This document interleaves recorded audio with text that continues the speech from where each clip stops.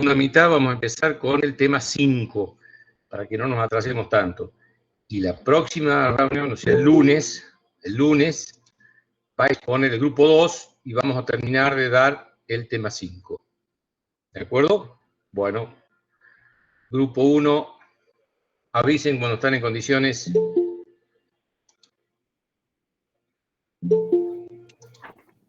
Perfecto, profe, enseguida le avisamos. Bueno.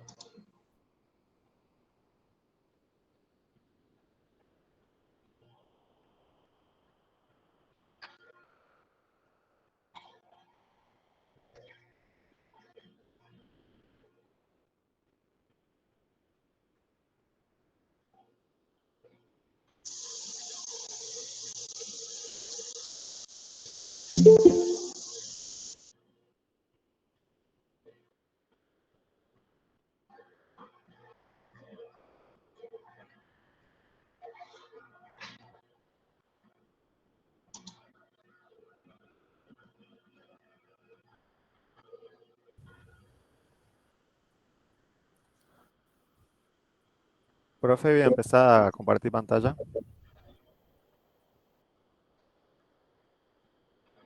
Bueno.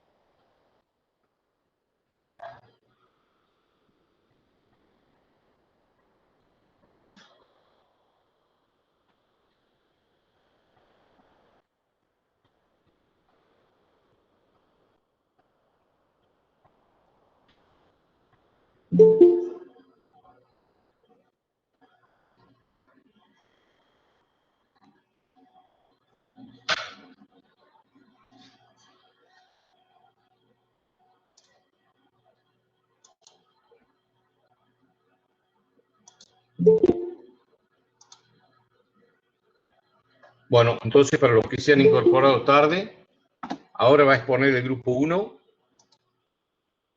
Y cuando termine la exposición del grupo 1, vamos a iniciar el desarrollo del tema 5 para no trazarnos tanto. Y el lunes va a exponer el grupo 2 y vamos a terminar de desarrollar el tema 5.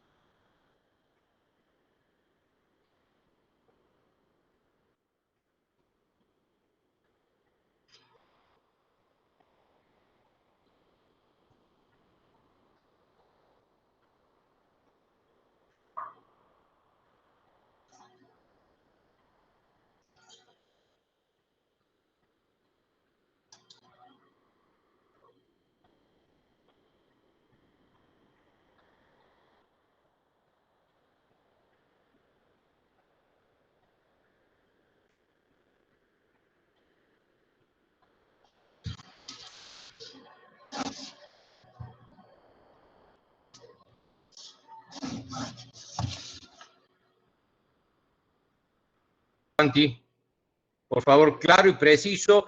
El resto de los... ¿Ustedes prefieren las preguntas al último o a medida que van exponiendo? Profe, al último. Así Bueno, en orden. Esto para el resto de la clase. Esto también es parte de la evaluación. Las preguntas son ahora o no hay más preguntas. Estos son todos temas de parcial. Así que si tienen preguntas, es un aporte al grupo, no es un ataque. No lo tomen bajo ningún punto de vista de que alguien está preguntando como que está agrediendo, sino porque estamos todos aprendiendo. si la exposición no genera dudas y consultas, y bueno, algo debe pasar. Lo lógico es que toda exposición genere alguna duda, alguna consulta, alguna sugerencia hacia el grupo o hacia mí. ¿De acuerdo? Bueno, adelante, grupo 1. Buenas tardes, somos el grupo número 1, conformado por Sánchez Vanessa, Brajeda José, Zambrano Darío, Sarabia Ezequiel, Salda Oliver, Rodríguez Gastón, José Eduardo y Armella Daniel. Bien, para empezar hablaremos del tema de la visualización de necesidad. Los proyectos siempre están vistos frente a una necesidad que se le puede presentar, en nuestro caso el ingeniero industrial, ya sea de mejora, expansión o creación de alguna obra que sea para beneficio público o también de uso privado.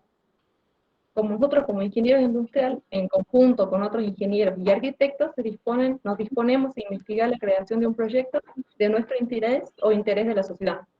Además vemos el tema de la factibilidad del mismo y tratamos de resolver su viabilidad y la optimización de todos los recursos involucrados en este. Comenzaremos con el tema de croquis preliminares. Los croquis preliminares son los esquemas, diagramas, croquis de plantas, elevaciones o cualquier otro elemento gráfico que el profesional confecciona con el objetivo de que sea claro para el cliente. Esto nos proporciona pistas fundamentales de lo que se quiere y además es indispensable para tratar de conocer la funcionalidad del edificio, su estética o la costumbre de uso que puede llevar el mismo. En la siguiente diapositiva vemos los aspectos a verificar. Y hay tres que son importantes, que es el técnico, administrativo y jurídico. El estudio técnico, en este caso, podría ser estudio de suelo, que es la observación de las características físicas y ambientales, y además las condiciones culturales y normativas que puedan afectar a nuestro proyecto. Los administrativos, en este caso, es un estudio de las limitaciones, o sea, el dominio, o sea, por códigos urbanísticos o también de edificación que dispone la municipalidad. Y por último tenemos los aspectos jurídicos, que es un estudio que está basado en el dominio, hipotecas o servidumbre. Luego de los croquis preliminares pasamos a lo que es un anteproyecto, que es una documentación en una escala de 1 en 100, adecuada a la reglamentación vigente. Estos se pueden complementar con esquemas estructurales, instalaciones y detalles constructivos. En el caso de usar una memoria descriptiva puede ser tanto escrita o gráfica. Además, puede contemplar un presupuesto global estimativo, obviamente, porque recién estamos empezando, y si se trata de exposiciones, se presenta un cálculo de explotación. Ahora seguirá mi compañero.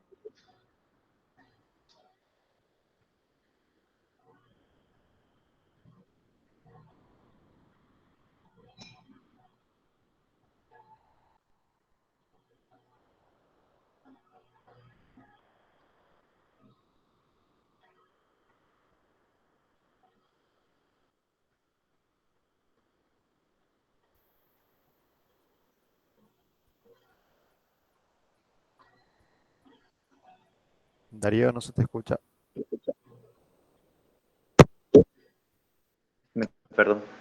Bueno, vamos a hablar un poco de lo que es la parte del proyecto, que el proyecto es el conjunto de elementos gráficos y escritos que definen con precisión el carácter y finalidad de la obra y que también permite para ejecutarlo bajo la dirección de un profesional, lo cual está comprendido entre los planos generales, que son, por ejemplo, las plantas, corte, la vista, también puede ser las ubicaciones de las instalaciones, las máquinas, ya sea a una escala usuales conforme a la disposición vigente, y son los básicos para la ejecución de los proyectos de estructura e instalaciones. Luego tenemos que son los planos complementarios, que también son los planos de detalle de la estructura, de la instalación y los demás elementos constructivos. También incluso las respectivas planillas complementarias, como hacer los presupuestos, los pliegos de condiciones, llamado a licitación y estudio a la propuesta. Luego tenemos lo que son los pliegos de condiciones, que es el documento que contiene y determina las cláusulas y condiciones con que se ejecutarán los diversos trabajos, que deberán observar los contratistas con el curso de la obra. Luego tenemos lo que son la memoria descriptiva, que es el conjunto de información de técnicas documentadas con un enfoque amplio de la obra a ejecutar. Luego tenemos el cómputo métrico, que es el conjunto de cálculos efectuados sobre la base de los planos generales y complementarios que determina cuantitativamente cada uno de los ítems que integran la obra. Luego está el presupuesto detallado, que es el cálculo anticipado del costo de la obra en base al cómputo métrico. Después están para el estudio de las propuestas, que es la revisión y verificación de las propuestas presentadas por los oferentes para la ejecución de la obra, así como una explicación gráfica o escrita o verbales, que el profesional deberá suministrar al comitente para así facilitar su elección a dichas propuestas. Y por último tenemos lo que es la documentación para actuaciones oficiales, que son todos aquellos elementos con planos, planillas, para que el comitente pueda realizar una gestión necesaria, tanto para un ente privado como público o municipalidad. Ahora pasa a otro compañero.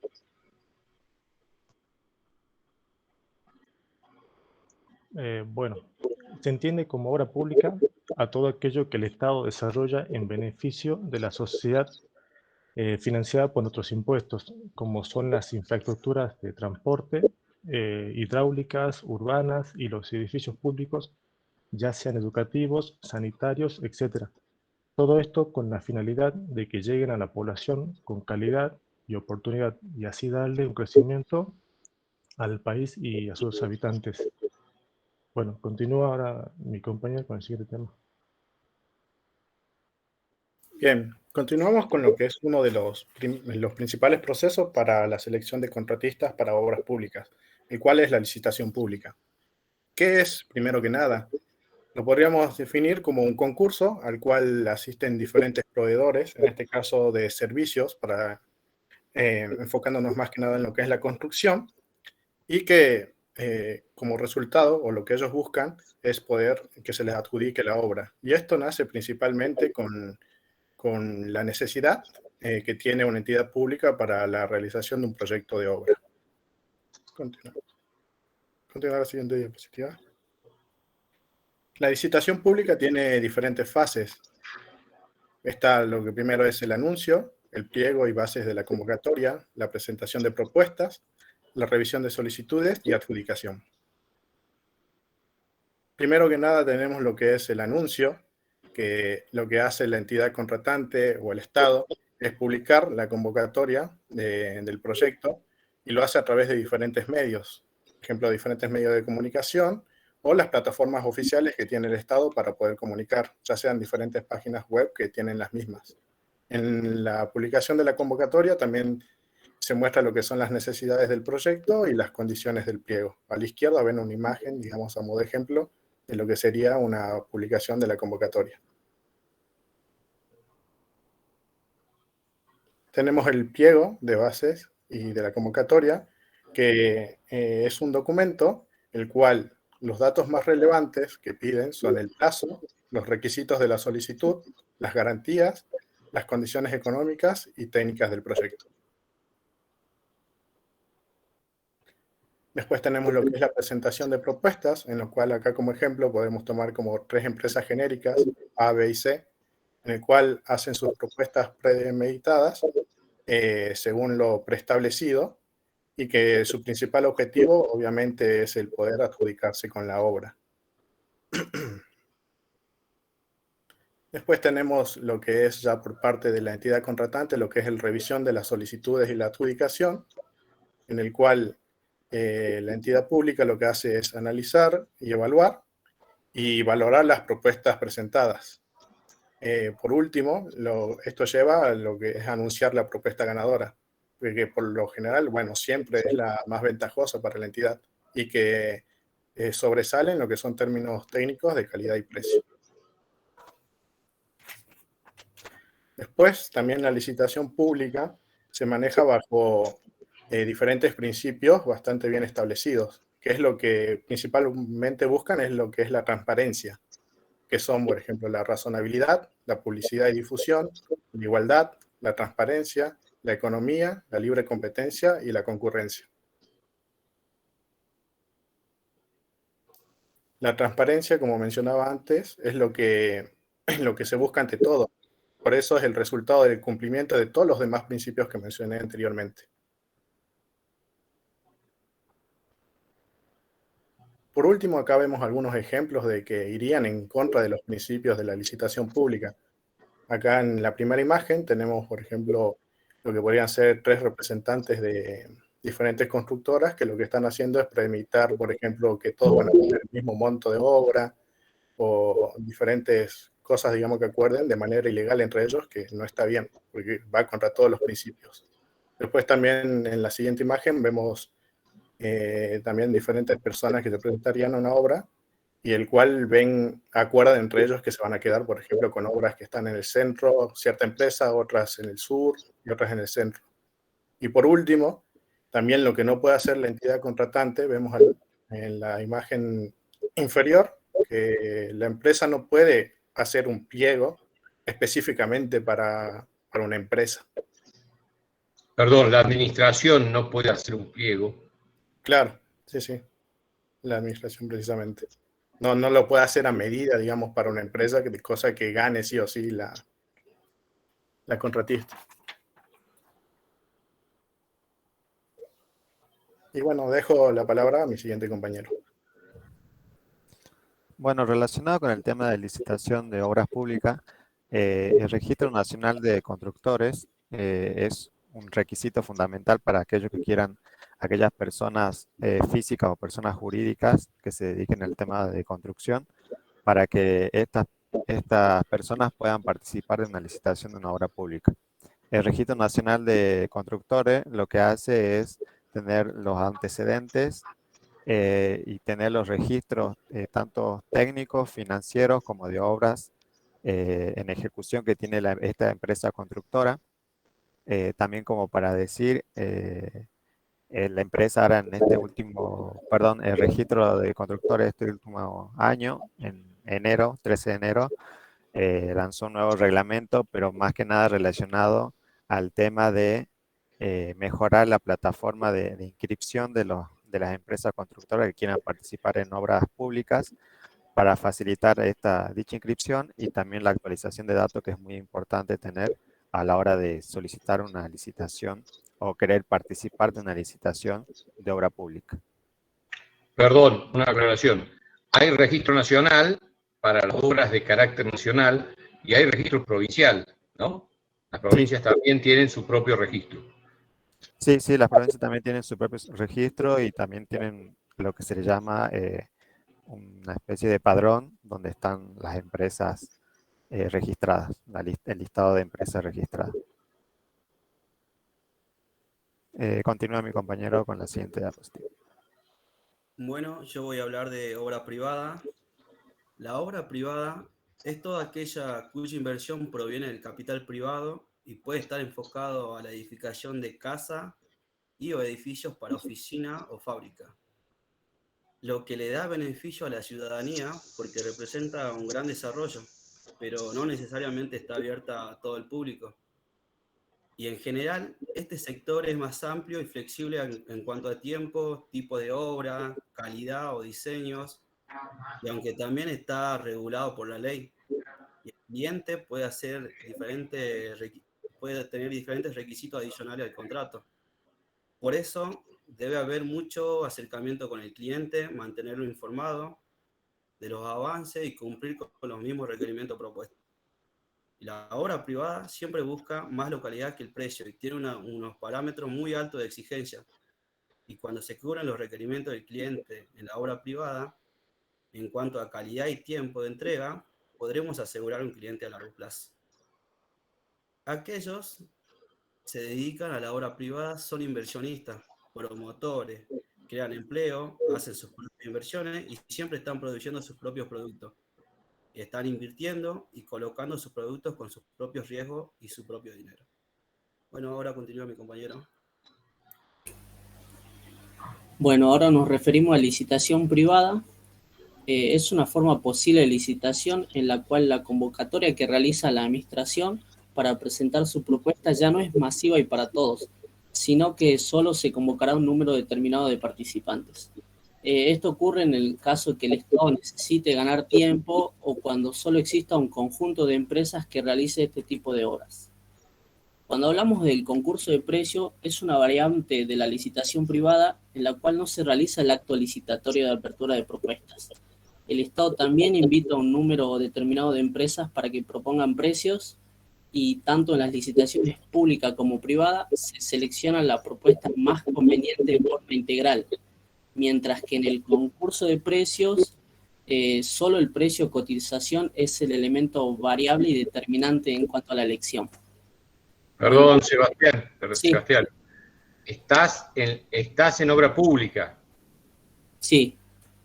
Bien, se llama privada, pero es dentro de la obra pública. Dentro Entonces, de la no, obra pública, exactamente. no lo digo por ustedes, lo digo por el resto de los alumnos que están escuchando. No confundir licitación privada con obra privada. Exacto. Esto es una parte de la obra pública. Adelante, Sí. Sebastián. Bien.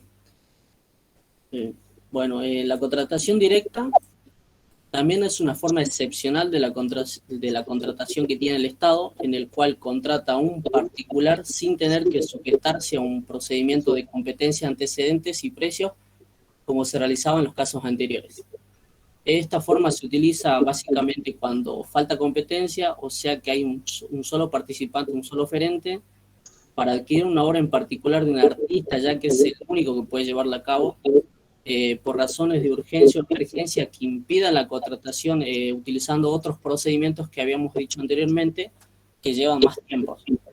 Y por una venta exclusiva en el cual solo una empresa tiene un determinado producto, o sea, un único proveedor. Sigue mi compañera. Bien, voy a hablar de...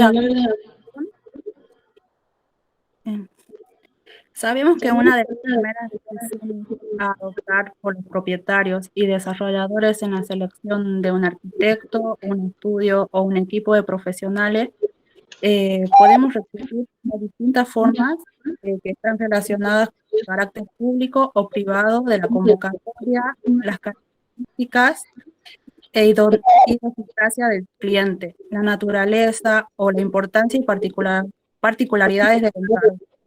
Las alternativas son varias, pero usualmente se reducen a algunas de las siguientes. Primero está la selección directa. Muchos clientes adjudican encargos en forma directa sin establecer comparaciones con otros profesionales. Esto es usual cuando se conoce personalmente al profesional o es recomendación confiable, cuando el profesional acredita especialización o experiencia en relación con el contexto del encargo y muy especialmente cuando ha existido previamente una satisfactoria relación entre profesional y cliente.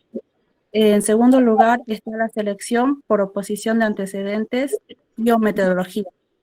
Estos concursos pueden ser públicos o privados y suelen realizarse por invitación o por concurso abierto. Generalmente invitan a varios arquitectos en base a contactos, relaciones personales y recomendaciones para quienes los arquitectos han desarrollado proyectos similares.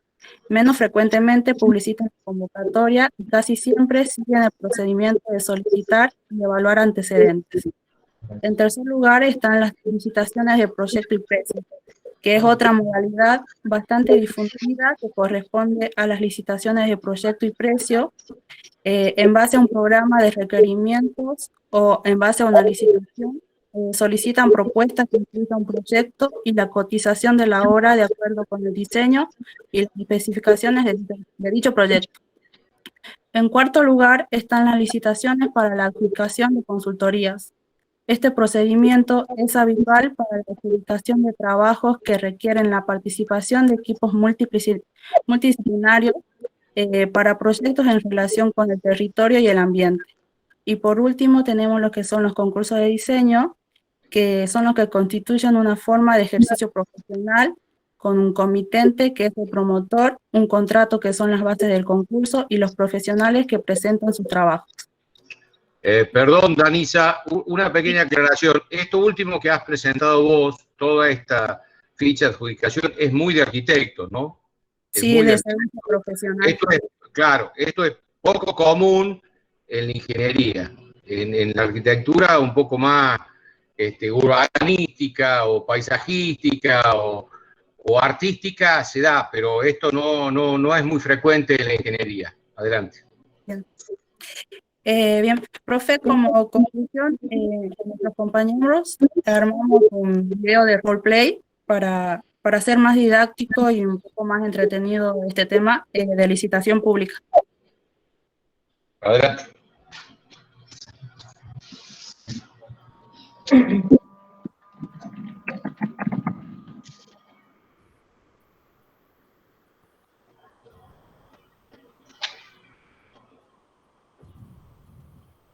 Profe, si no es mucha molestia, disculpe que no moleste, ¿podría silenciar su micrófono porque se genera un poquito de eco? Bien. Si no hay inconveniente. Gracias.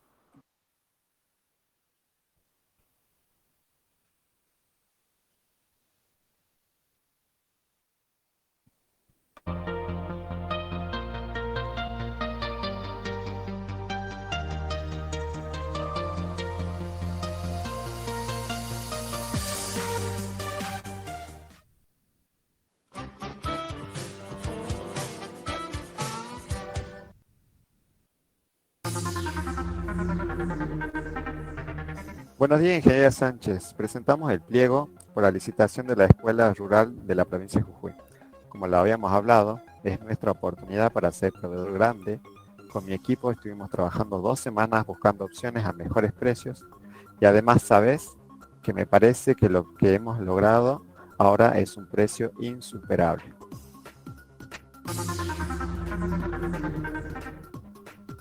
Realmente, ingeniero Rodríguez, los felicito por su buen trabajo. Seguramente se va a presentar en Villanueva, que es una empresa con una trayectoria en las licitaciones, pero no se imagina que esta vez tiene competencia. Por eso estoy segura que esta vez nosotros ganamos. Silencio, por favor. Comenzamos tomando lista de la empresa participante de la licitación G348 de la Escuela Rural de Jujuy, la empresa Villanueva. Se comunica a las empresas participantes de la licitación de la mencionada obra pública que ha resultado adjudicataria la empresa Villanueva con su oferta de 95 millones de pesos más IVA, resultando 5 millones más baja que su inmediata competidora, la empresa La Roca, que fue de 100 millones de pesos.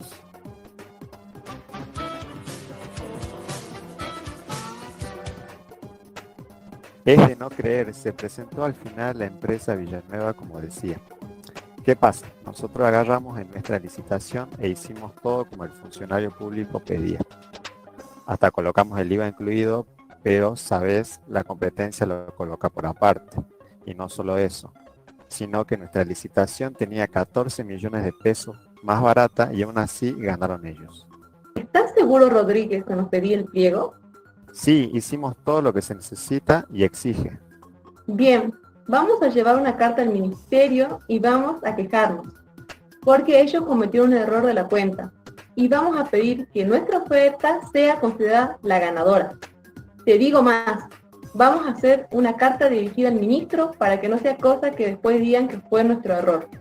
Bien, ahora me encargo de preparar la carta.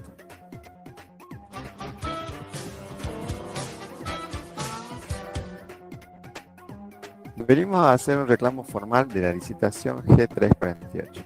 La empresa a la que se le termina dando como ganadora de la licitación, que es Villanueva, eso del IVA se lo cotiza por aparte. Entonces, si usted analiza el presupuesto de esta empresa, es un 14% más alto que el nuestro. Entonces, ¿cómo se entiende? Esto es imposible. Nuestro equipo de asesores económicos verifican cada una de las ofertas. Nos imaginábamos que nos ibas a contestar esto, pero le aclaro, en el pliego de condiciones dice que tenemos derecho a emitir una carta y traerlo al ministerio haciendo el reclamo pertinente. Por eso mismo estamos acá. La carta está dirigida al ministro directamente. Le digo más, señor Salva, acá esta adjudicación tiene cosas que no son para nada claras.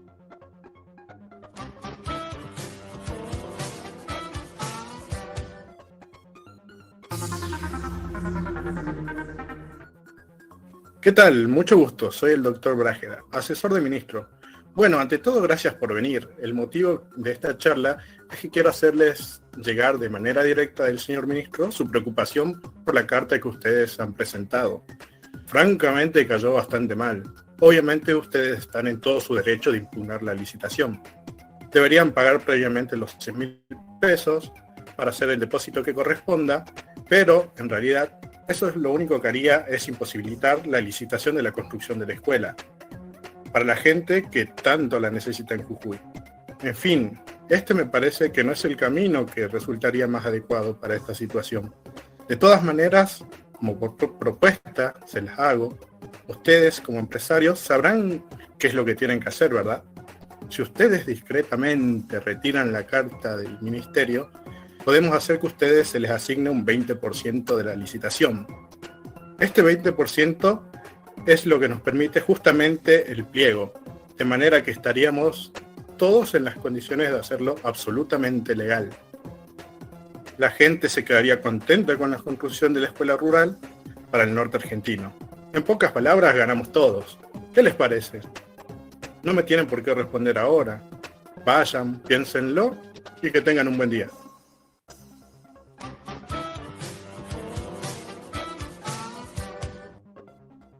¿Sabes qué pasa, Rodríguez? No me cierra bien lo que dijo el asesor del ministro. Parecía bastante claro, pero no garantiza que el tipo cumpla con su palabra. Si aceptamos esta oferta, quedamos pegados a algo que huele mucha corrupción. Si nosotros queremos entrar en un segmento, es importante que nos garantice el éxito. Y se puede hacer fuera de esto, porque nosotros apuntamos a crecer, y así no se puede crecer. No sé, mira, con esta presión es muy factible que saquen la licitación y toda esta oportunidad que venimos buscando y este trabajo arduo de 2 semanas, anda a saber en qué otro momento se vuelve a dar.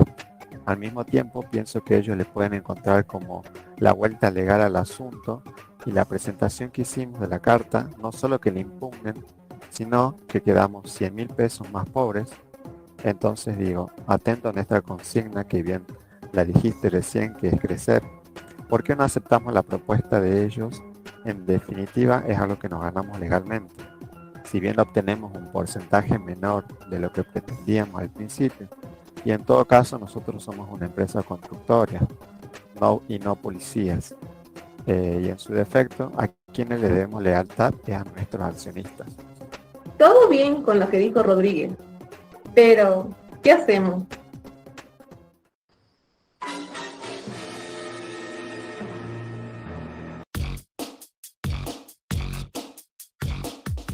Empresa a la que se le da la adjudicación. ¿Se puede empezar o no? ¿Se va? Soy el doctor Brájeda, asesor del ministro y la...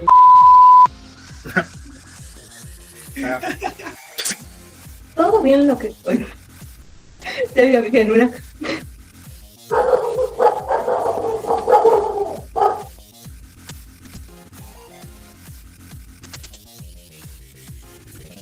Para que no sea cosa que después digan que todo esto fue un error. Ay, no, pero...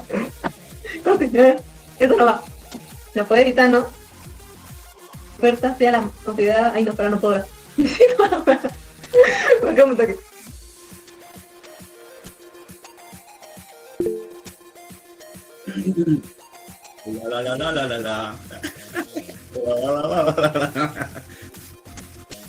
Bueno. Gracias por venir. El motivo de esta charla es que quiero hacerles llegar de manera directa del señor ministro su preocupación por la carta que ustedes han presentado. Pero, ¿qué hacemos?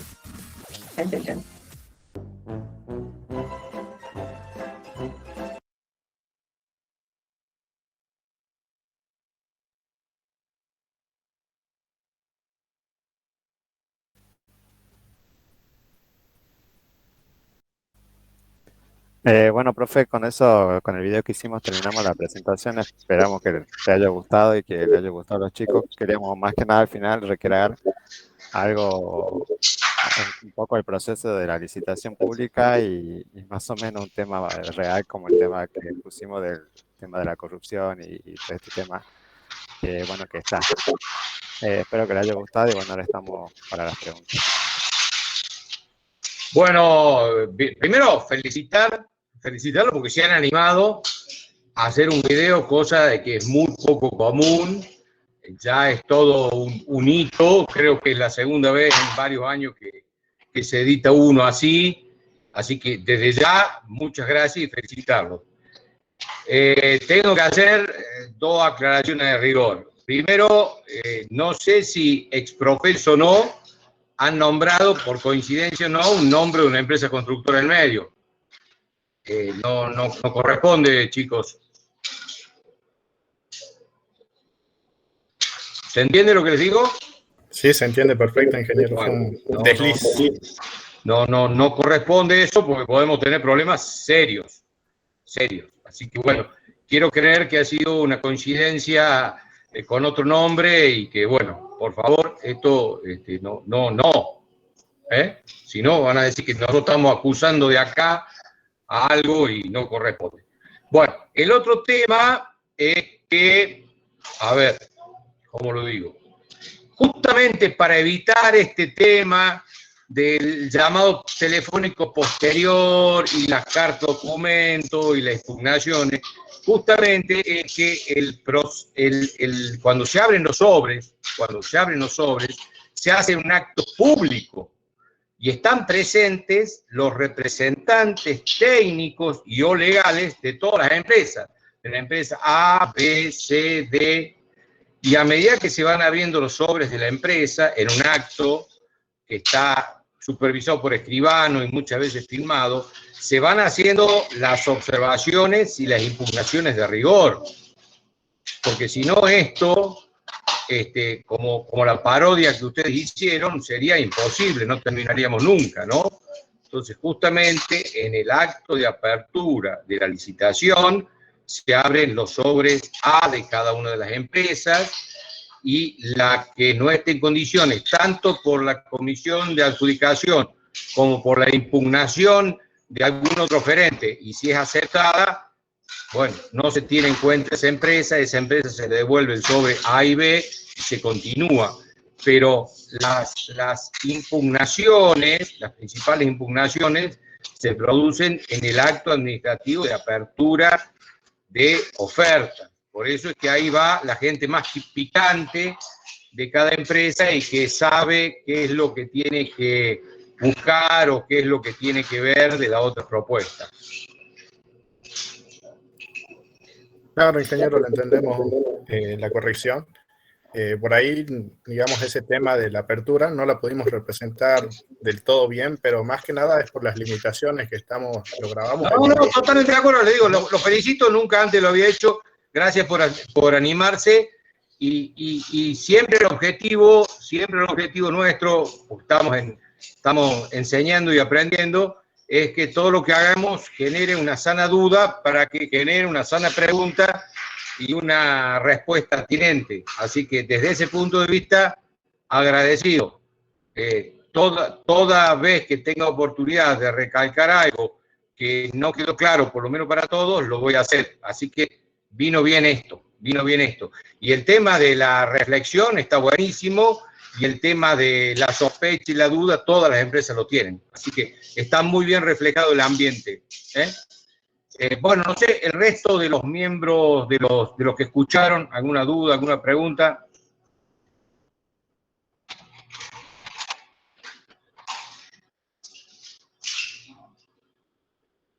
Pregunten, no le están haciendo mal al grupo 1, le están haciendo un bien.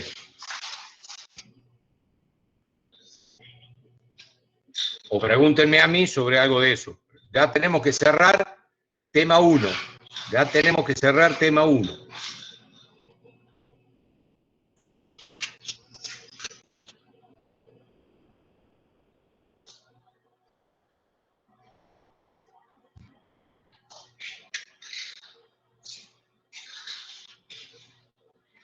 Ninguna duda, ninguna consulta. Uy, qué bueno. Qué bueno.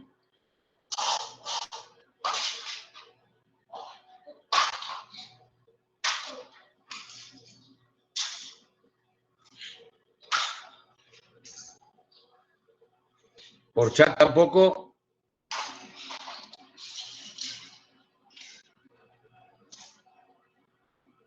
Bueno. Damos por finalizada la presentación del tema 1. Damos por finalizado el tema 1. ¿Seguro? Bueno, gracias por la exposición. Ya les voy a avisar prontamente el informe final del tema. ¿Sí? Felicitaciones, Grupo 1. Gracias, profe. Gracias, profe. Gracias. Perfecto, gracias a usted, ingeniero. Bueno.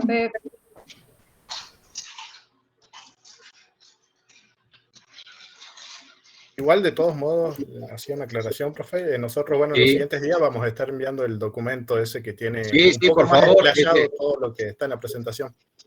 Y no demoren mucho porque lo necesitan los chicos y lo que yo me ofrezco es el documento que ustedes tengan editado, lo pongo en la página, así ya es accesible para todos. ¿Sí? Bien. Sí, de todos modos ya está casi armado, así que sí, en los siguientes días lo enviamos.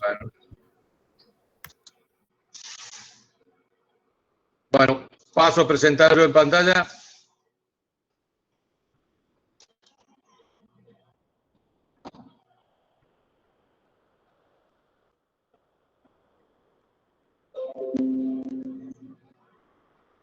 Voy a pasar algunos segmentos preseleccionados del video del año pasado. La documentación está toda en la página, ya les voy a mostrar, a ver, ya les voy a mostrar el lugar de la página donde está. ¿Estoy compartiendo bien pantalla?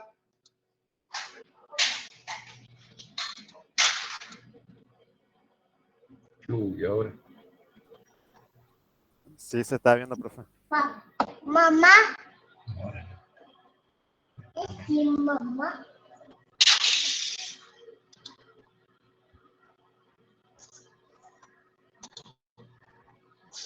¿Estoy compartiendo pantalla? Sí, profe. Bueno. Vemos unas secuencias.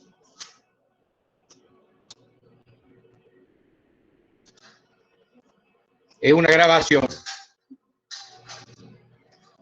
Corto en un ratito.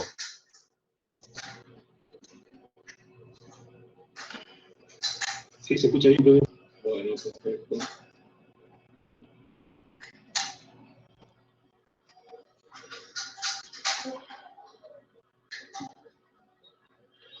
Bueno, ahí les dejé en la página algunos mecanismos del tema 5, el que correspondía, que era referente a algunas temáticas que habían quedado sueltos.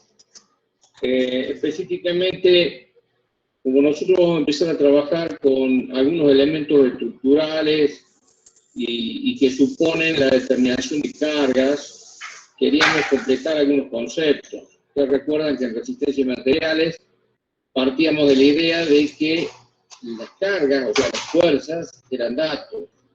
Pero eso para el ingeniero es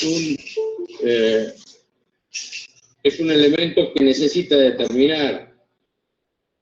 Específicamente para el ingeniero industrial va a ser el único que va a poder determinar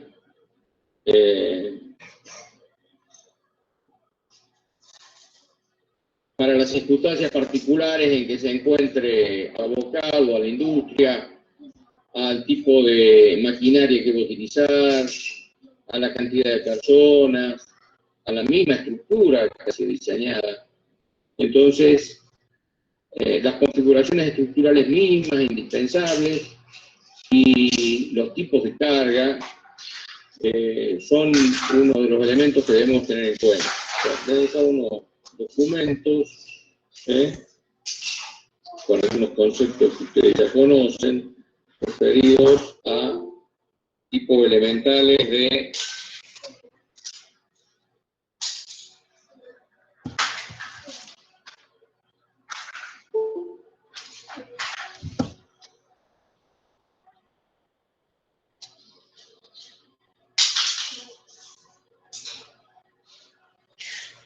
¿Estamos compartiendo pantalla bien?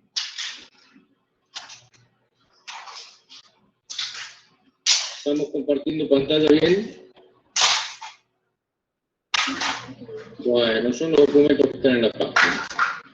Bueno, gracias. Distintos tipos de elementos estructurales y cómo trabajan.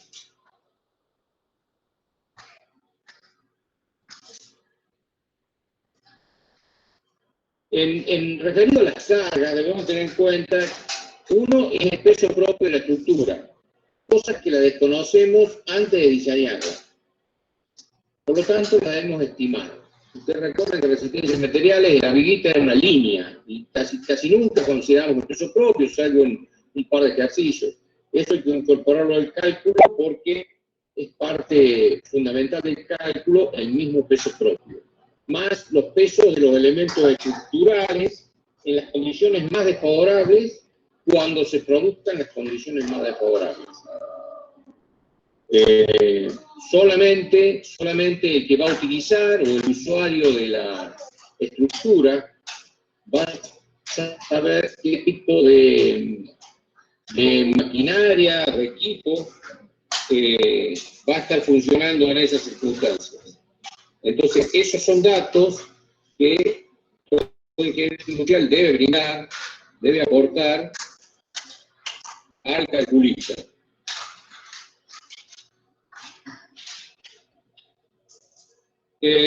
Para la determinación del peso propio de las estructuras, existen tablas porque es fácil de reconocer que el metro cuadrado de mampostería, o el metro cúbico de mampostería, o el metro cúbico de hormigón tienen valores ya prefijados. Entonces, una vez que existe el proyecto o el anteproyecto, solo falta ubicar los elementos estructurales y a través de los pesos propios que podemos obtener de las distintas tablas de uso común y frecuente, podemos determinar la incidencia del peso propio.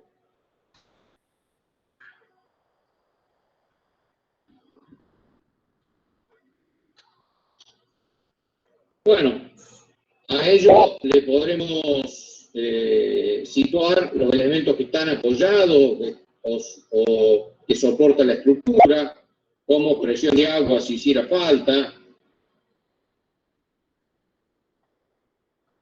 el esfuerzo del viento, el esfuerzo sísmico.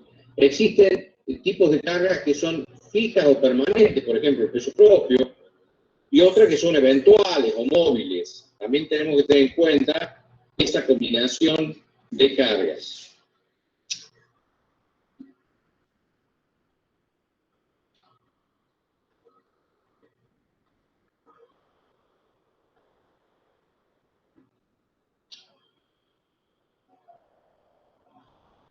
Bueno, los efectos de las cargas ya lo hemos estudiado, lo que son de tracción, compresión, flexión, eso ya son elementos que deben recordar de resistencia de materiales, ¿sí?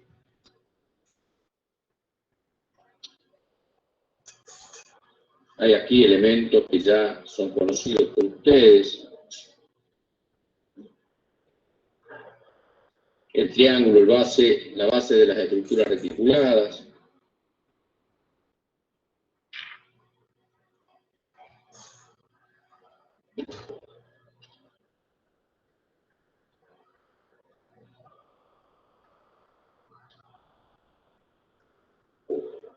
Las estructuras más primitivas, las tipo piramidales, las tipo dintel, que son las viguitas que van sobre el techo de la ventana para cubrir el agujero, el vano. Este es el típico dintel. Es una viga elemental y mínima para salvar una pequeña abertura. En la antigüedad, con otros materiales tipo petrio, se conformaban los arcos y las bóvedas. Los arcos y las bóvedas. Elementos que resisten, por ejemplo, las grandes catedrales góticas de la antigüedad con peso considerable. Arcos y bóvedas que evidentemente tenían su limitación. Estamos hablando en una época donde no existía ni el hormigón armado, ni la acero estructural. Eran estructuras elementales que servían para soportar esas situaciones.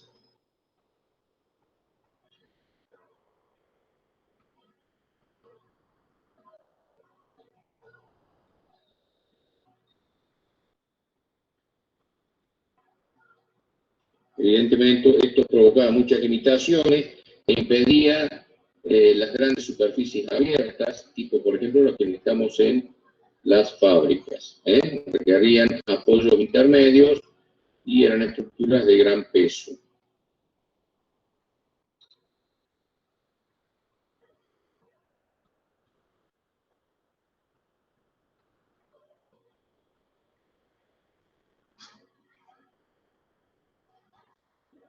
Mecanismo de transferencia de cargas. Ya en partes más modernas ya llegamos a un tipo de estructura de entramados, como este elemento, donde ya tengo estructuras conformadas por losas, vigas y columnas, con elementos más modernos, que permiten otra configuración estructural más apropiada, por ejemplo, para la utilización en fábricas. Acá tenemos un esquema bastante interesante. Aquí el pie, el cimiento, aquí el pilar o columna, la viga y las viguetas. Esta es una consulta bastante frecuente que realizan los alumnos sobre cómo trabajan estos elementos y cómo se denominan. Cimentación o fundación, columna o pilar, la viga principal y la vigueta, porque es, en este caso, la vigueta de techo. Acá se colocan los elementos, los ladrillos huecos y se hormigona. Las columnas o pilares, ya elementos triangulares que ya hemos visto la utilización.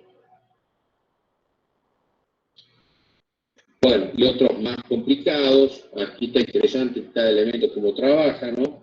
Fíjense, la tracción, la compresión, el tirante, un típico puente colgante.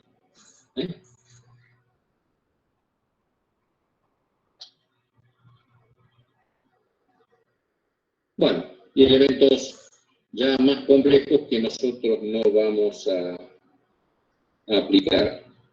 ¿Estamos compartiendo bien pantalla?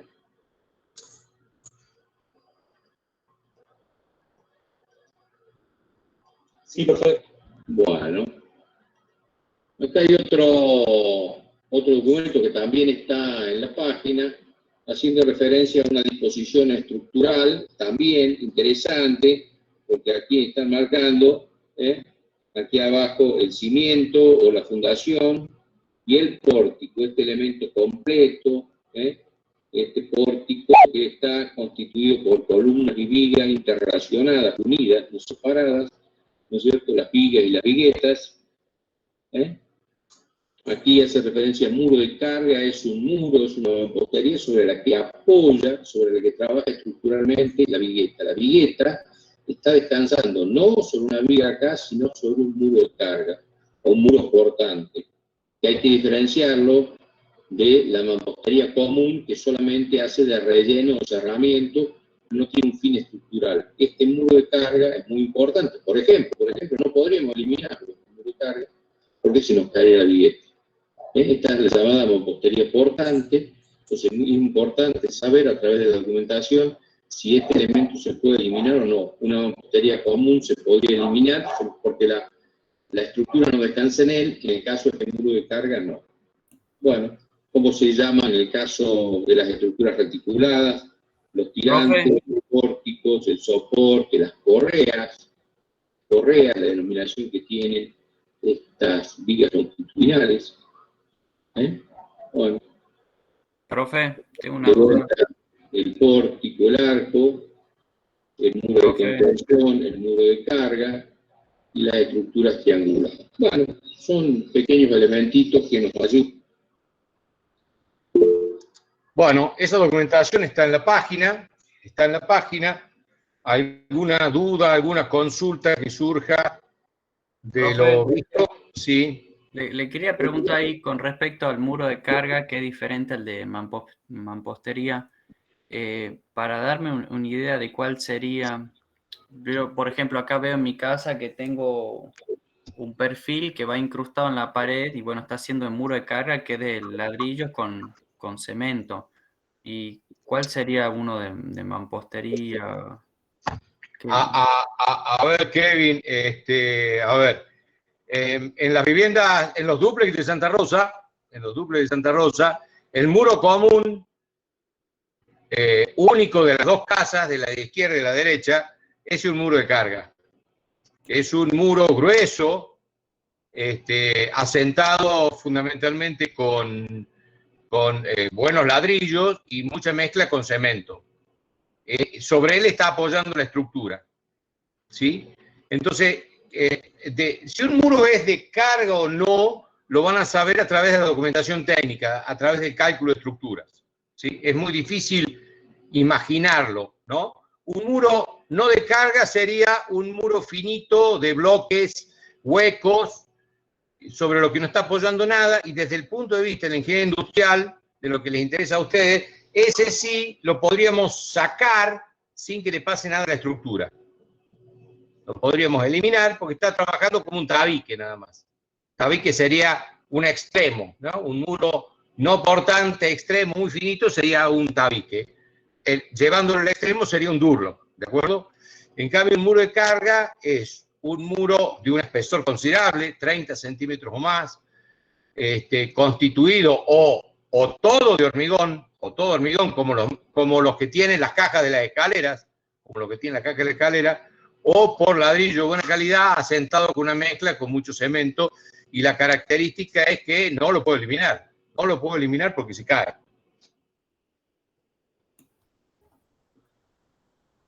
Está bien, ahora sí, me tengo que, no sé, me tendría que dar cuenta, digamos. A ver, no es tan inmediato, no exigimos que se den cuenta. Primero porque los ingenieros no tenemos que darnos cuenta de las cosas, para eso está la documentación. Y no todos son calculistas. Entonces, puede haber un ingeniero, aun que sea un ingeniero civil, que se dedique a la parte hidráulica y no por eso va a andar adivinando si el muro es portante o no. Para eso hay una documentación técnica que es el cálculo de estructura, y en el cálculo de estructura debería estar, en las condiciones de carga, especificado cuál es un muro portante y cuál no, ¿sí? Pero desde ya, si es un muro muy finito, si es un muro muy delgado, no, y si es un muro muy grueso, sí. Para darle otro ejemplo, en la antigüedad, o sea, cuando no existieron los hormigón armado, todos los muros eran de carga.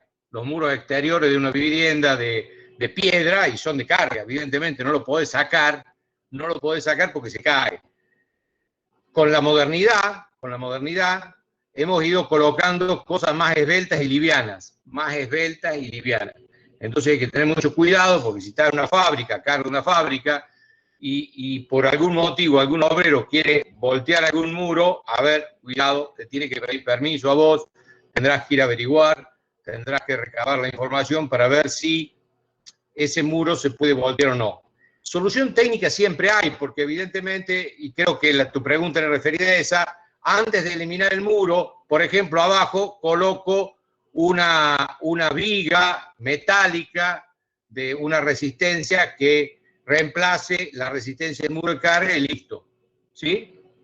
Entonces, no lo puedo hacer sin hacer toda una tarea previa. Por ejemplo, reemplazarlo con la viga metálica, porque no tengo que esperar el tiempo que frago el hormigón, ¿no? Entonces la viga metálica la coloco y inmediatamente está soportando la carga y ya puedo eliminar el muro que está por debajo.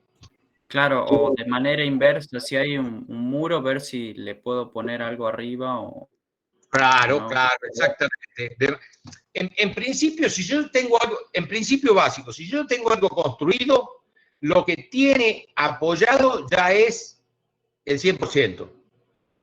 ¿De acuerdo? O sea, si yo tengo algo construido y hay una viga y tiene apoyado algo, no lo puedo apoyar más porque seguramente no está incluido en el cálculo y esa viga no fue pensada, salvo que en el cálculo se haya previsto una segunda y tercera etapa, que ese sería el caso de una vivienda de 2, 3, 4 pisos. Les decía en la clase pasada, en ese caso hay que hacer el cálculo completo, la estructura completa y después ir sumando. En ese caso ya las vigas y columnas de la planta baja van a estar dimensionadas para soportar los pisos siguientes. ¿Algo más? ¿Algo más?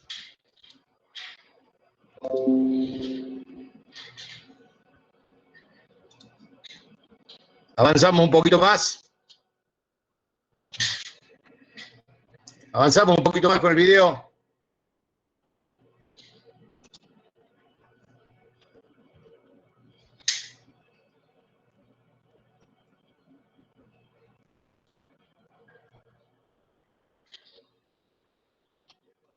Bueno, referido propiamente a las cargas,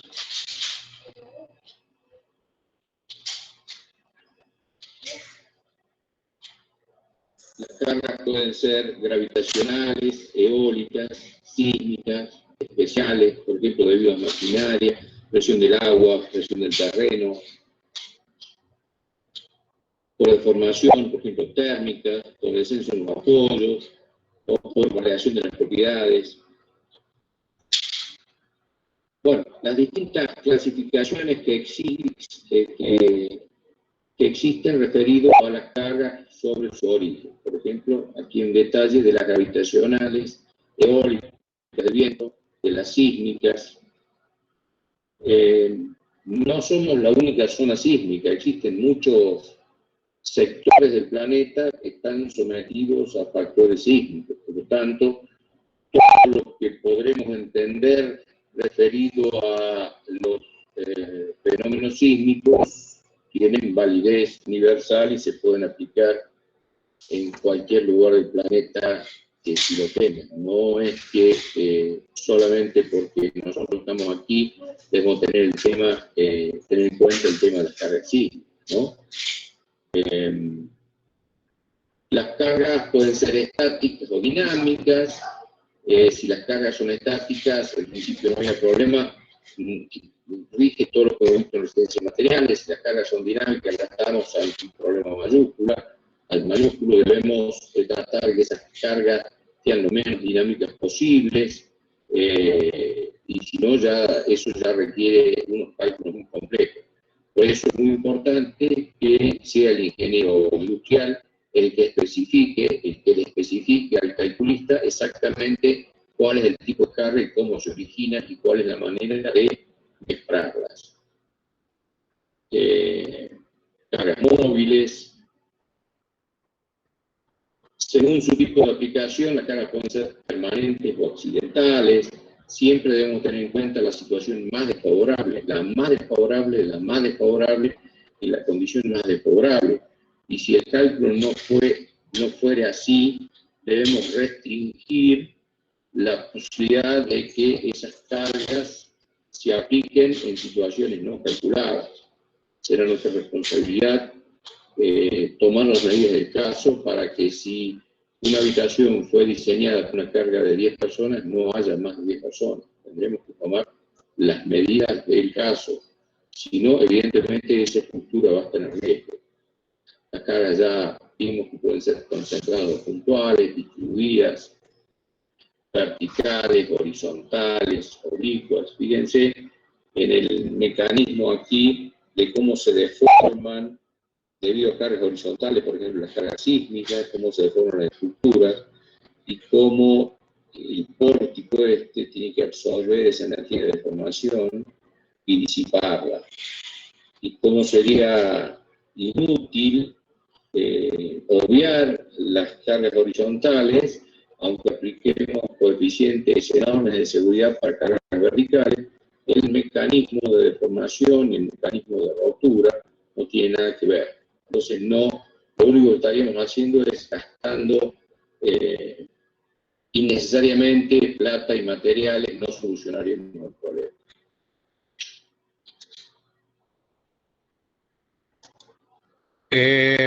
A ver, lo de recién va a esto. Muchas veces por no hacer el cálculo sísmico, que es complicado y caro, existe una tendencia, por supuesto que no es científica ni ingenieril, de poner un poco más, creyendo de que, bueno, si pongo un poquito más de hierro, si pongo unos centímetros más de hormigón, o un perfil más, el tema lo tengo solucionado y eso queda cubierto porque el coeficiente de seguridad es mayor.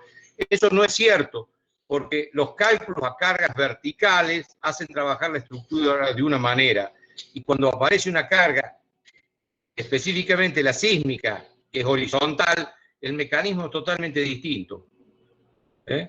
Entonces, la ubicación de los hierros o de los refuerzos o de los momentos máximos de corte está en otro lado. Entonces, no está cubierta en zona sísmica importante como la nuestra una estructura que no contemple en el cálculo el efecto de las cargas horizontales, sísmicas o de viento, únicamente agregando un poquito más a lo tradicional. Eso es muy de albañil que no entiende y no tiene por qué entender, como los ingenieros, todo este mecanismo. Entonces, ustedes tengan la precaución de que si estamos como nosotros, en una zona sísmica importante o una zona sísmica no tan importante como Córdoba, o eventualmente el día de mañana están trabajando en Turquía o en el sur de Italia, de que el cálculo de estructuras contemple todas las situaciones más desfavorables y todas las combinaciones de situaciones más desfavorables. ¿Dudas, consultas?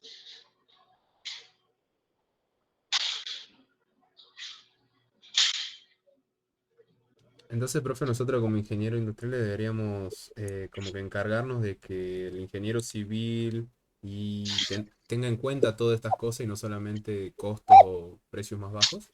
No, claro. Ustedes, a ver, ¿cuál debe ser su postura frente al calculista específicamente? Primero, darle los datos certeros de las cargas. Ustedes saben qué maquinaria va a trabajar. Y si esa maquinaria tiene un efecto dinámico o no, el calculista no tiene por qué saberlo, ni lo va a saber ni le interesa. Esos datos se los dan ustedes. ¿Qué cantidad de gente? Si va a circular maquinaria, si tiene un puente grúa, el puente grúa de cuántas toneladas, el puente grúa además va a levantar una carga. Todos esos son datos que deben brindarle al calculista. Pero además deben asegurarse de que el calculista haga los cálculos completos y no para que lo revisen ustedes, pero preguntarle, exigirle que los cálculos estén completos para las situaciones más desfavorables. ¿Sí? Ya, por ejemplo, un calculista sabe, porque ya es criterio general, que entre las situaciones más desfavorables ya existe consenso que si considero el sismo, no considero el viento. ¿Por qué? Y porque es prácticamente imposible que el mismo día que se produzca el sismo más violento previsto, se produzca el viento más violento previsto.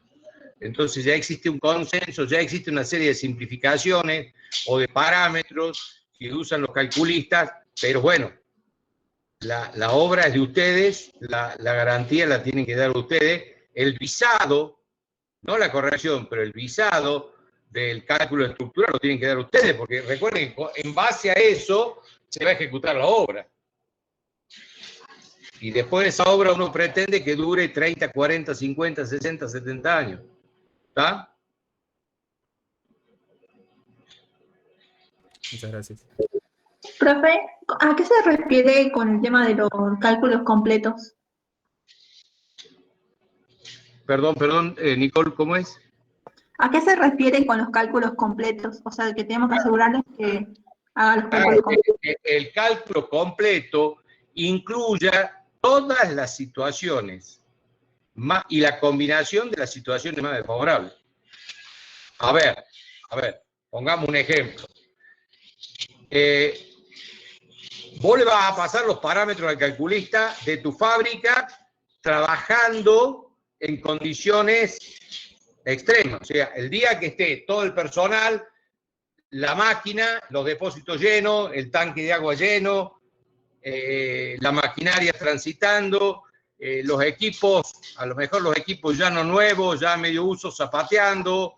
Bueno, entonces todas esas combinaciones de cálculos tienen que estar previstas, que son las condiciones reales,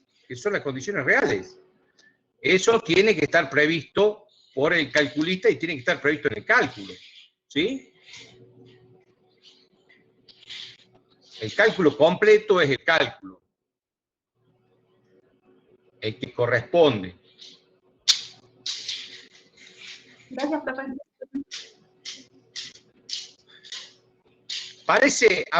Parece de rigor, eso debería ser de rigor, pero como todo en la vida, lo que no se controla no existe. Ustedes recuerden que ustedes, no sé, van a hacer una fábrica, me contratan a mí como calculista, bien, yo le hago el cálculo, me lo pagan, dentro de 5 años las cosas no andan y no me busquen a mí, porque yo ya voy a estar en Canadá, o en Turquía, o cambié de profesión, cambié de oficio.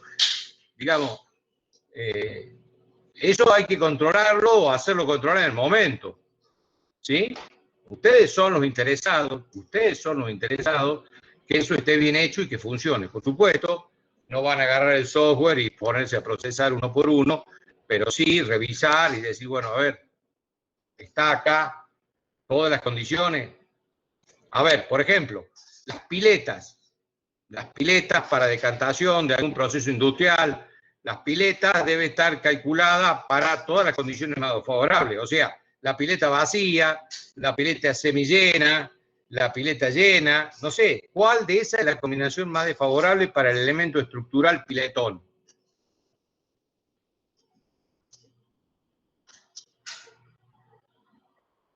¿De acuerdo? Uno dice llena, y bueno, pero de llena tengo una presión de adentro hacia afuera que me compensa la presión de afuera hacia adentro. De afuera hacia adentro presiona la tierra, y de adentro hacia afuera presiona el líquido con que ustedes trabajen, ¿de acuerdo?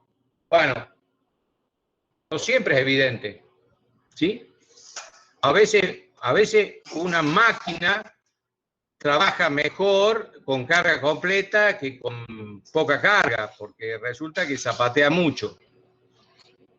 Una cosa que también es responsabilidad de ustedes es que, por ejemplo, la maquinaria trabaje tal cual fue especificada en el cálculo de estructura. Si en el cálculo de estructura consideré únicamente el peso de la maquinaria, lo cual está bien, y después por falta de mantenimiento, porque no se ajusta la máquina, porque no se mantiene, esa máquina empieza a vibrar, ya eso no es un problema del calculista, eso es un problema de ustedes, ¿sí? Es un problema del ingeniero industrial que esté a cargo, ¿sí? Como decía yo hace un rato, si en una habitación estaba previsto que va a ir el sector administrativo o de venta de la fábrica, y después nosotros o alguien resuelve que ahí va a ir el depósito de los repuestos pesados, y bueno, ahí estamos en un problema. Tiene que ser una coherencia, ¿no? Yo digo muchas cosas de sentido común que están relacionadas con la estructura, es para tener en cuenta. Sé que son de sentido común, pero son parte de la responsabilidad del ingeniero industrial.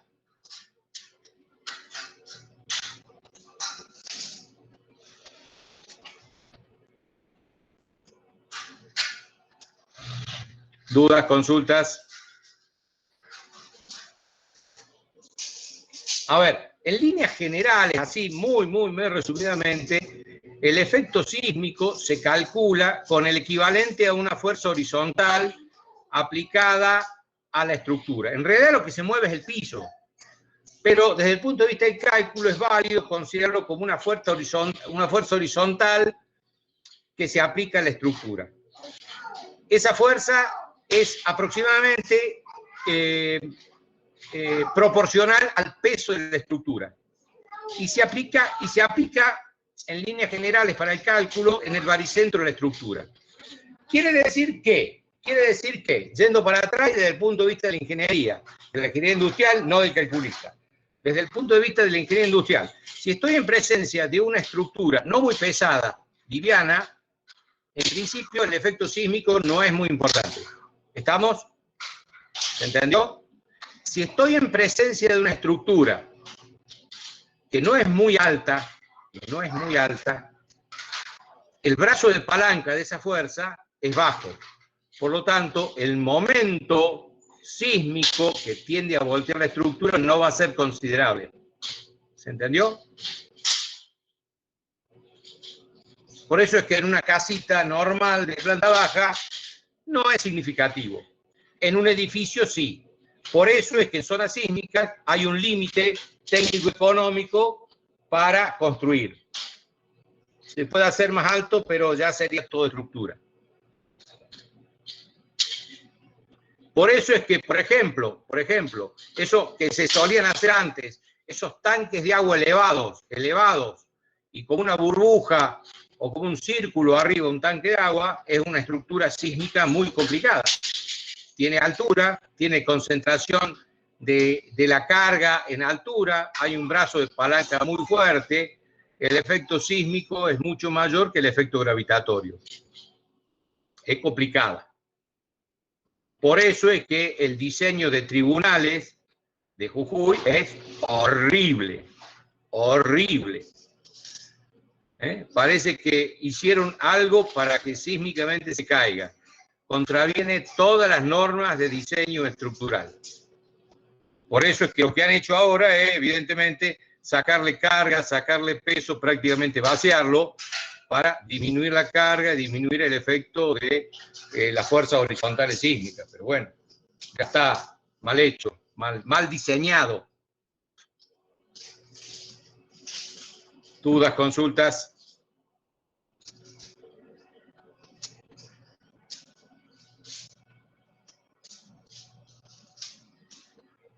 Bueno, continuamos un ratito más, unos minutitos con el video. Vamos al video. Vamos a ver el tema tareas preliminares. También está en la documentación, está el video completo y la documentación.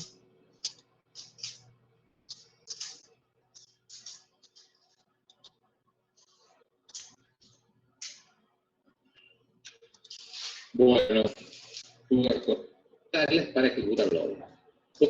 Herramientas y los materiales que ahí se encuentren. El cartel de obra con las...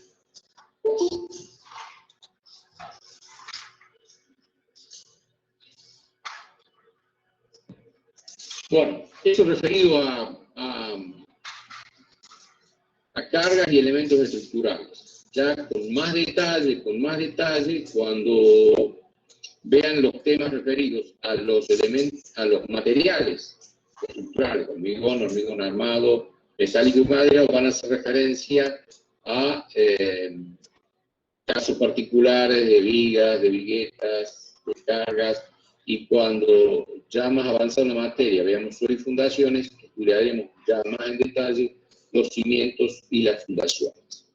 ¿Sí? Entonces, esto tiene la idea de darles un panorama general de cómo trabajan las estructuras y la importancia de que se determinen de forma certera las cargas. Ya referido a la otra temática, que son las tareas preliminares, por ejemplo, una de ellas es el obrador. Las tareas preliminares son todas aquellas tareas que debe ejecutar quien ejecuta la obra, quien realiza la obra, antes de realizar la obra propiamente dicha. Que puede ser acondicionar el terreno, hacerle el cercado de seguridad, es seguridad para el propio personal y para la maquinaria y para las herramientas y los materiales que ahí se encuentren, el cartel de obra con las características técnicas que debe tener. En el caso de obra pública está totalmente especificado, en el caso de obra privada es un poquito más laxo el tema, pero de todas maneras el carácter indicador de la obra tiene que estar. La iluminación, siempre haciendo referencia a las actividades para hacer la obra, no para que la obra esté en pleno funcionamiento. El tema, por ejemplo, de la iluminación y la obtención de la energía eléctrica para ejecutar la obra no es un tema menor. No es un tema menor, es toda una gestión especial. Y lo mismo que el agua, llamada agua de obra. Los accesos, la seguridad, un tema específico dentro de esto es el llamado obrador, que son todas aquellas instalaciones. Todo esto está contemplado en líneas generales en cierta bibliografía que he puesto en la página, y otra que tendrán que encontrar ustedes, porque la bibliografía con todos estos partes del mundo digital, muchas veces los links se caen, se desvirtúan o caen de servicio. Entonces hay muchas referencias bibliográficas que han tenido que ser eliminadas porque en estas etapas se caen. Así que con estos elementos que ustedes pueden seguir buscando, seguir analizando, bibliografía googleándola. Es decir, el obrador son toda esa serie de instalaciones transitorias que son necesarias para ejecutar la obra. Por ejemplo, la oficinita para el ingeniero que está a cargo de la obra, de parte de la empresa constructora. La oficina para el inspector de la obra. Supongamos en este caso ustedes. Una pequeña oficina donde uno pueda tener los planos, la documentación técnica, los libros de obra, el pliego base de condiciones, puede pegar los planos, las planillas, los cálculos de estructuras, las instalaciones sanitarias, tanto para el personal técnico como para los obreros, la playa de estacionamiento para los vehículos.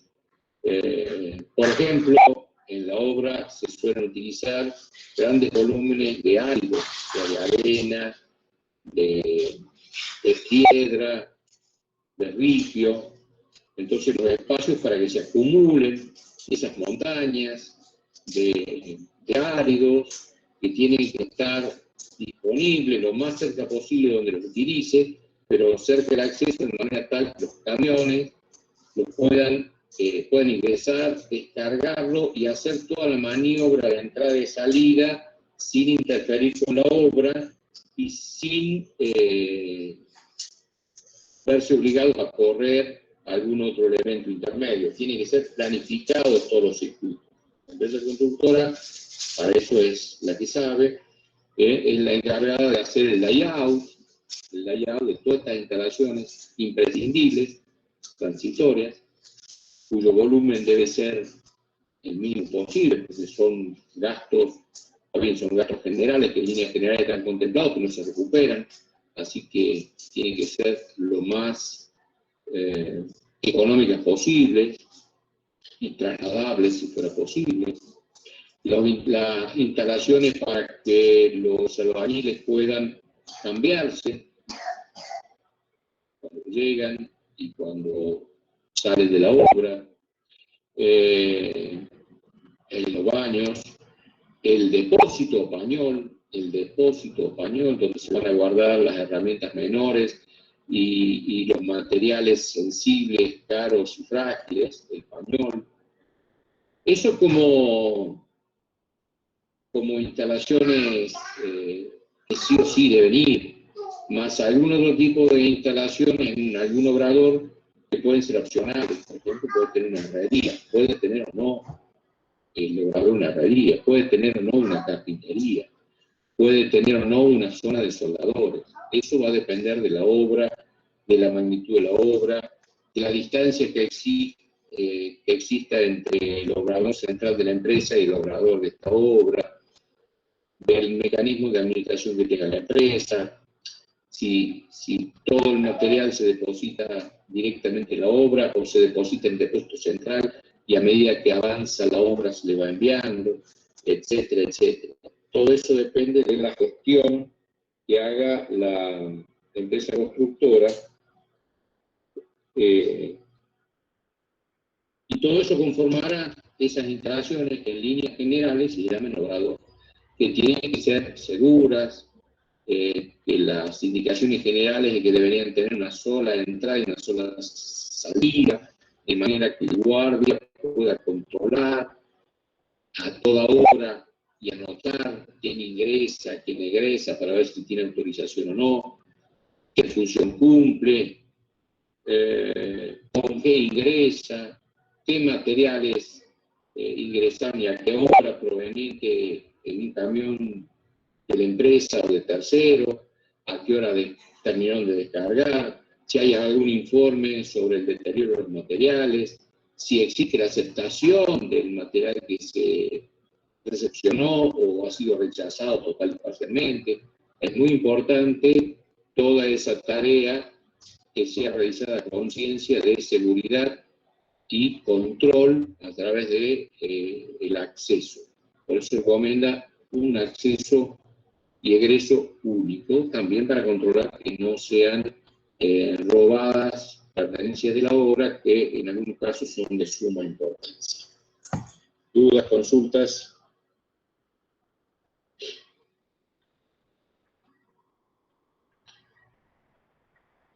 ¿Se escucha bien? ¿Sí se escucha bien, profe? Bueno, ninguna duda, ninguna consulta. Wow.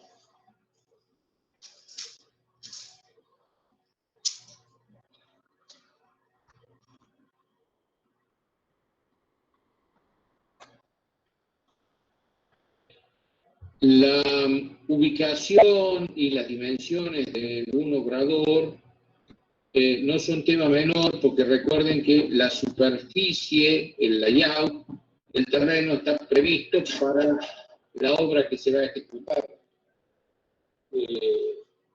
Entonces muchas veces el remanente, el terreno que va a quedar desocupado de la obra no es mucho. Por ejemplo, en obras del centro de la ciudad, donde los terrenos son chicos, donde se construye en todo el terreno, en casi todo el terreno, la ubicación del obrador y las dimensiones del obrador suele ser un problema. En obras rurales o suburbanas, tal vez la disponibilidad de espacio fuera de la obra, estamos por ejecutar, sea mayor, pero en zonas urbanas, donde casi todo el terreno va a ser ocupado por la obra propiamente dicha, la ubicación, la disposición, la logística de un obrador es todo un desafío. ¿Y por qué es importante esto? Porque usted dirá, bueno, pero a mí como ingeniero industrial, ¿qué me importa si total el obrador lo tiene que hacer la empresa constructora, tiene que estar acá en cargo de ella? Sí, es cierto, pero su correcto manejo depende también que la obra sea ejecutada en tiempo y forma. Y si bien es cierto que eso va a ser, corre por cuenta de la empresa, está incluido en los costos, está incluido en el monto de obra. Y eso es sensato, porque haga quien haga la obra, la haga el ingeniero industrial o una empresa constructora, un obrador tiene que existir, sí o sí, que será de distinta magnitud, de diferente conformación, pero para ejecutar la obra, algún tipo de obrador hace falta. Sea que lo haga por la administración el ingeniero industrial, sea que lo haga a través de una empresa constructora.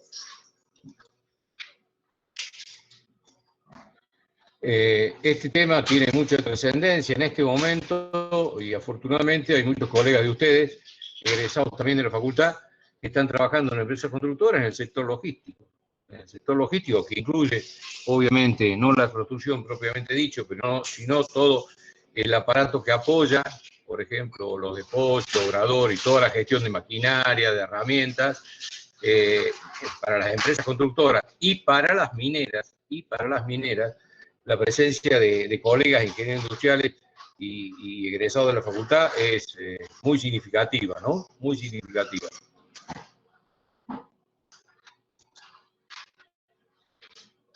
¿Dudas, consultas?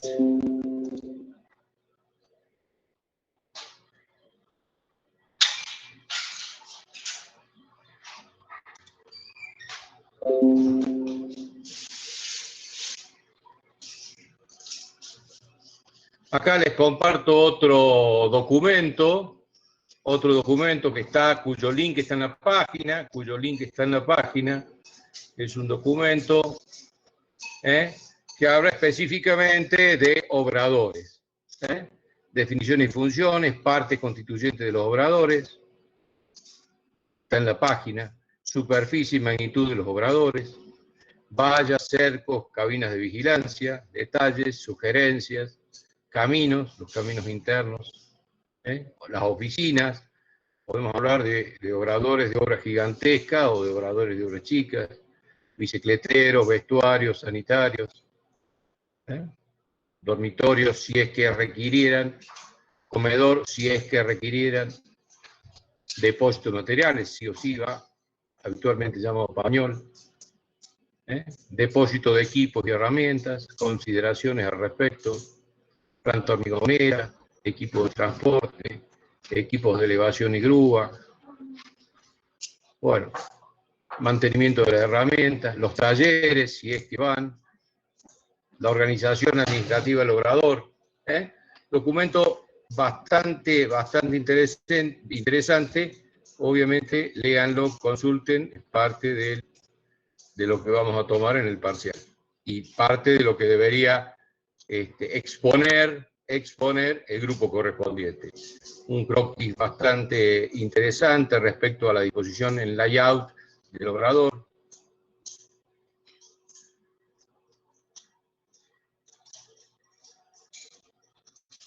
Bueno, dudas, consultas. Entonces, recuerden, estamos exponiendo una parte del tema 5. El resto del tema 5 va a ser expuesto el lunes. Expone el grupo 2 y luego terminamos de ver el tema 5. Bueno, dudas, consultas.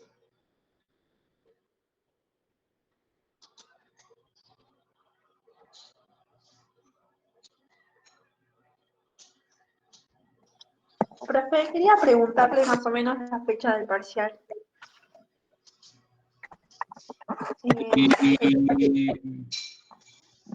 Terminan las exposiciones de los grupos. Vamos a hacer un parcial de un trabajo práctico de cómputo y después el parcial general de los temas. Así que estamos hablando de dentro de 2 semanas.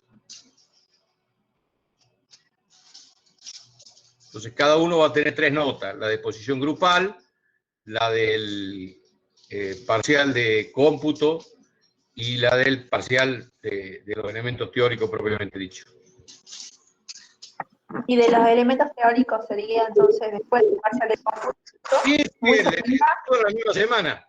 Tomamos una un lunes, ya le voy a pasar la fecha, y la otra un viernes, otro más un viernes y vamos el lunes. Así que los temas que no lo tienen visto van a estar complicados. ¿Dudas, consultas?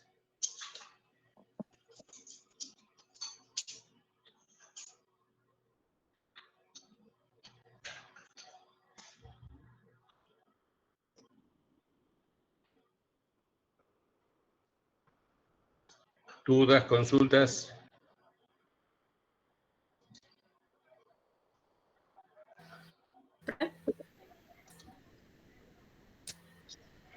Sí, Ana. Ahí me quedó una duda.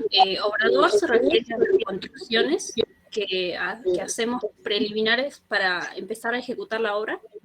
Claro, las construcciones provisorias necesarias para ejecutar la obra. Mientras vos llevas al terreno y no tenés nada. ¿Sí? Entonces necesitas una oficinita para el jefe de obra y para el inspector, por más que sean mínimas. A lo mejor es una casilla rodante. Está bien, puede ser. Pero necesitas un depósito para las herramientas de los obreros. ¿A dónde la vas a poner? A veces con la continuidad de la obra, cuando la obra llega a un término, ya podés eliminar parte del obrador. Por ejemplo, habitualmente cuando hacemos grupos de viviendas numerosas, me tocó varias veces esa situación, bueno, la primera vivienda que la voy terminando primero, porque voy haciendo, avanzando sucesivamente de la primera vivienda 1, 2, 3, 4, llega un momento en que la primera vivienda tiene un grado de terminación suficiente como para trasladar las oficinas ahí. Entonces ya desarmo las oficinas y la meto en la primera vivienda que ya tiene algunas características. A veces puedo hacer algo parecido con el pañol, pero no siempre es posible y no en todo es posible. Necesito la zona de depósito para los áridos, necesito la zona para acumular los hierros. Las barras de hierro vienen en longitud de 12 metros. Entonces necesito una playa para colocar los hierros. Y es magnitud, un volumen. No compro un hierro por el hierro.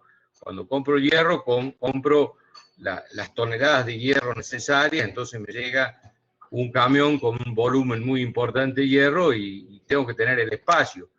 Y eso no puede interferir las zonas de maniobra ni circulación de los camiones, porque si no, ¿cómo hago para descargar los importantes volúmenes de árido que necesito para elaborar el hormigón? ¿Sí? Un obrador mal configurado, inmediatamente hace que la obra se paralice. Muchas obras se paralizan porque está mal configurado el obrador, lo cual es una muy mala señal para el jefe de obra y para el inspector, para los dos. Para los dos. Es una obra que ya tiene un fracaso. Bien, entonces en tareas preliminares únicamente no meteríamos, digamos, esas construcciones provisorias que se darían, sino simplemente, por ejemplo, demoliciones o limpieza del terreno. No, en tareas preliminares va todo. La limpieza del terreno si es que hace falta, la nivelación del terreno si hace falta, la compensación de volúmenes de tierra si es que hace falta, el obrador, el cerco. Si es obra pública te van a pedir muchas cosas, como un cartel obligatorio, como un cerco obligatorio, como una iluminación. En la obra pública está muy especificado. En la obra privada queda a criterio. La mayoría de las cosas las vas a tener que volver a hacer igual, porque si no tenés seguridad, no tenés obra. Si no tenés iluminación, no vas a poder ejecutar la obra. Pero son todas las tareas antes de hacer el segundo ítem, que generalmente es la excavación de cimientos. Todo ese cúmulo de tareas van en tareas preliminares. Ah, bien, profe. Gracias. Incluso el replanteo también. Hay un documento bastante interesante, el replanteo, fíjense, mírenlo y consulten la próxima clase. ¿Algo más?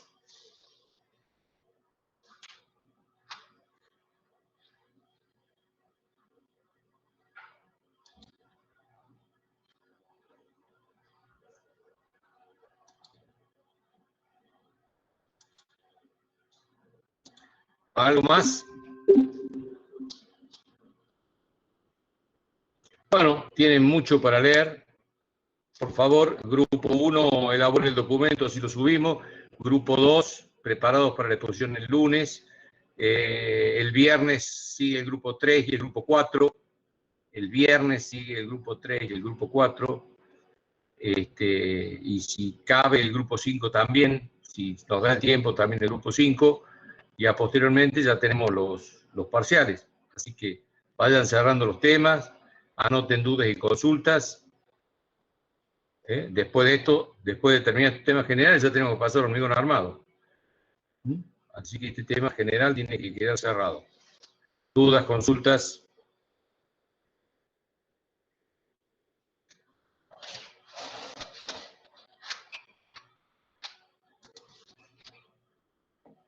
Bueno, nos desconectamos entonces, nos vemos el lunes a las 16 horas.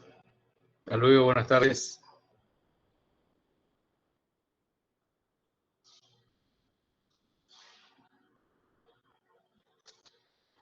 Hasta luego, profe. Hasta luego, profe. Hasta luego, buenas tardes, buen fin de...